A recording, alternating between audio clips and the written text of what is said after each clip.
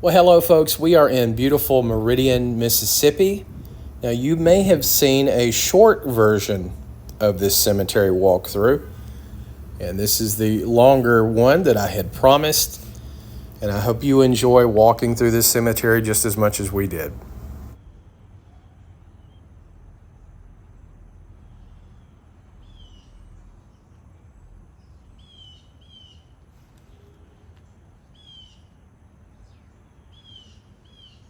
Now, we are in the Rose Hill Cemetery, and it's one of Meridian's oldest cemeteries, and you could say much of the town's history itself was shaped by the people who rest here.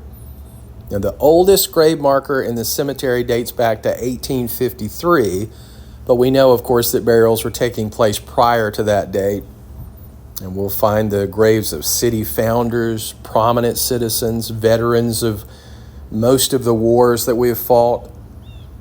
And then, of course, in a little bit, we'll see the King and Queen of the Gypsies. The grounds are very well kept here, and you can tell from the gleaming headstones that have been here for over a century, a lot of cleaning goes on to preserve these for future generations. So we see here the historical marker for Lieutenant Charles W. Reed. Now, he's better known basically as the John Paul Jones of the Confederate Navy. He was added to the highest point here in Rose Hill Cemetery, which is the Confederate grave mound. Now, here you see a stone that has been placed on behalf of soldiers from Texas that were killed. Now, their original resting place was not here in this mound that you see. There's over 100 Confederate dead here. They were actually found when the city was building the first high school in 1890, and so their bodies were relocated here. Now, Mr. Reed's wife wanted to be buried beside of her husband, and she is the only female that is buried here beside the Confederate dead.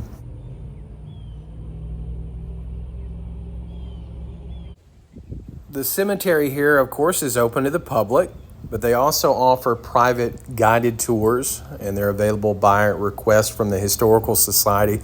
Once a year, the cemetery even hosts a costume tour where local storytellers, historians, lots of different volunteers from within the city, they dress up and they tell stories of some of the cemetery's most famous residents.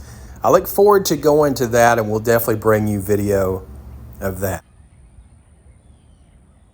Now, Meridian is known as the Queen City, and some people attribute this to the fact that the Gypsy Queen, Queen Kelly Mitchell, is buried here, but it was named the Queen City. It had that moniker before. She was buried here in 1915. It was the Queen City because of the infrastructure that was in place here. It was a leader in timber, a rail hub. It was the second largest city in Mississippi at the time to Jackson, so the Queen to the King, Jackson, Mississippi. Now, since then, in present day, Meridian is actually the 8th largest city in the state of Mississippi, and a lot of that is for different reasons. A lot of the industry left, and in its place, Meridian has become kind of a hub of military. There are 2 bases near here. There is even a Department of Homeland Security office that is within the area. It has become a tech hub as well, as a lot of cities in the South are starting to become more and more. So it's charting a new path into the future. I love this stone right here. Such an intricate, unique, house-like structure. Very, very neat.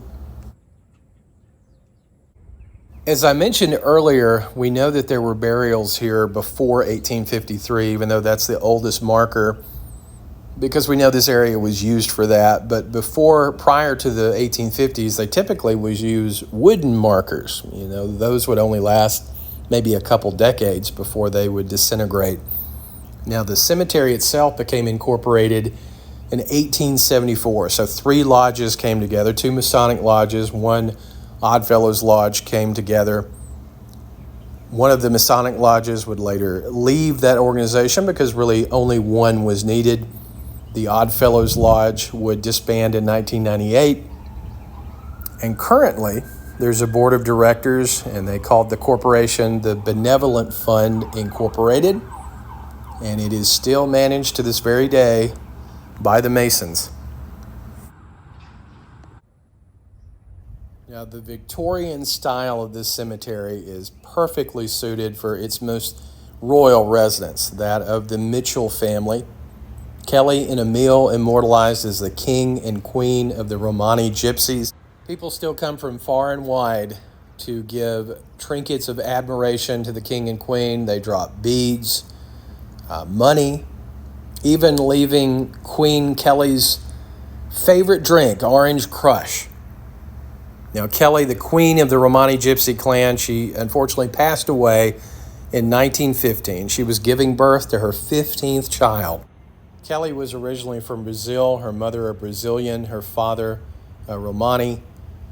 She would pass away in Alabama, right near the Mississippi line, and her husband Emile, the king of the Gypsies, as he's known, made the decision to take her to Meridian because it was really the only place at the time, again 1915, that had suitable facilities to keep Kelly essentially on ice long enough for people to come in from across the world to attend her funeral. And it's said that 20,000 people were here to pay their respects, and they still continue to come to this day. Now, Kelly truly had a funeral procession and a service fit for a queen. Meridian had never seen anything like this, and certainly hasn't seen anything since. But if you ask Romani experts, they say they don't actually have royalty as part of their culture.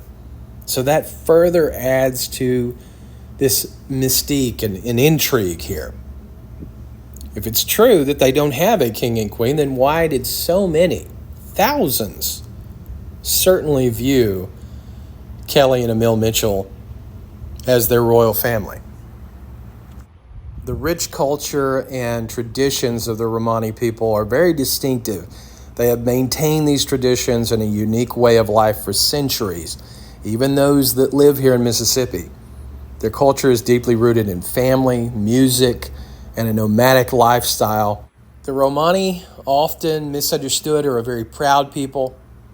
And still to this day, people leave trinkets because it's said that Queen Kelly can bless you, can appear in your dreams, and even offer solutions to life's problems. In addition to royalty, we also have two of the founders of Meridian buried here. The large statue that you see in front of you there is of Louis Ragsdale, one of the founders of Meridian, and also John Ball, a founder, is buried here as well.